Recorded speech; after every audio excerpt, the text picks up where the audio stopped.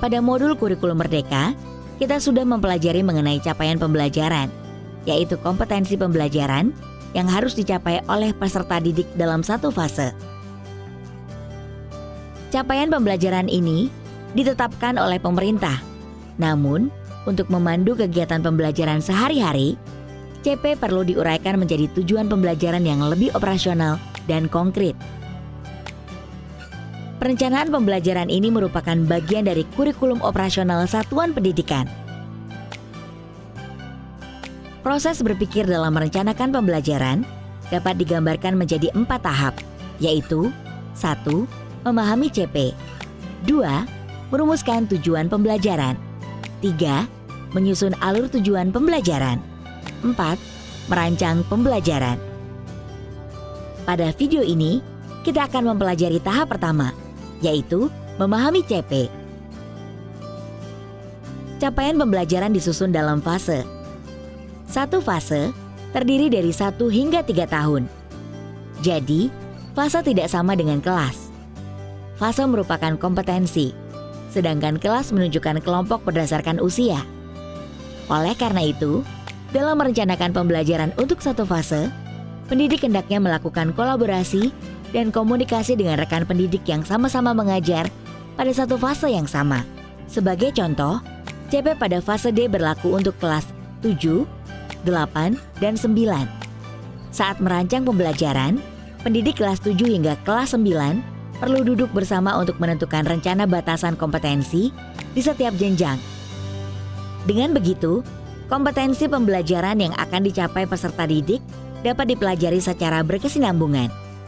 Pendidik juga dapat saling menyampaikan informasi terkait karakteristik peserta didik di setiap jenjang, atau informasi lain yang dibutuhkan dalam merancang pembelajaran. Untuk memahami capaian pembelajaran, ada 4 langkah, yaitu 1. Memahami rasional, 2. Memahami tujuan mata pelajaran, 3.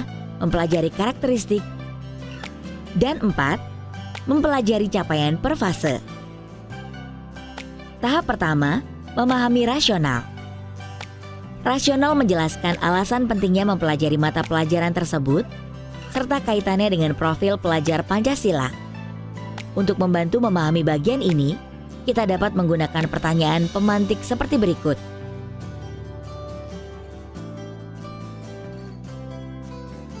Tahap kedua, memahami tujuan mata pelajaran. Tujuan menjelaskan kemampuan atau kompetensi yang dituju setelah peserta didik mempelajari mata pelajaran tersebut secara keseluruhan. Untuk membantu memahami bagian ini, kita dapat menggunakan pertanyaan pemantik seperti berikut. Ketiga, mempelajari karakteristik. Bagian karakteristik menjelaskan apa yang dipelajari dalam mata pelajaran tersebut, serta elemen-elemen yang membentuk mata pelajaran. Untuk membantu memahami bagian ini, kita dapat menggunakan pertanyaan pemantik seperti berikut. Terakhir, mempelajari capaian per fase. Bagian ini berisi kompetensi yang harus dicapai dalam satu fase. Untuk membantu memahami capaian di fase peserta didik, kita dapat menggunakan pertanyaan pemantik seperti berikut. Untuk belajar memahami capaian pembelajaran, pendidik juga bisa membentuk komunitas belajar di satuan pendidikannya. Bergabung dengan komunitas belajar yang sudah ada, atau belajar dari contoh-contoh CP pada mata pelajaran lain. Karena pada dasarnya, CP disusun dengan prinsip yang sama. Ibu dan Bapak Guru, memahami CP adalah langkah pertama yang sangat penting. Karena tentunya kita sebagai pendidik perlu memahami apa yang akan kita ajarkan. Dengan berkolaborasi untuk memahami CP, maka ibu bapak akan lebih siap dalam melaksanakan langkah selanjutnya, yaitu menetapkan tujuan pembelajaran, menyusun alur tujuan pembelajaran, dan mengembangkan modul ajar.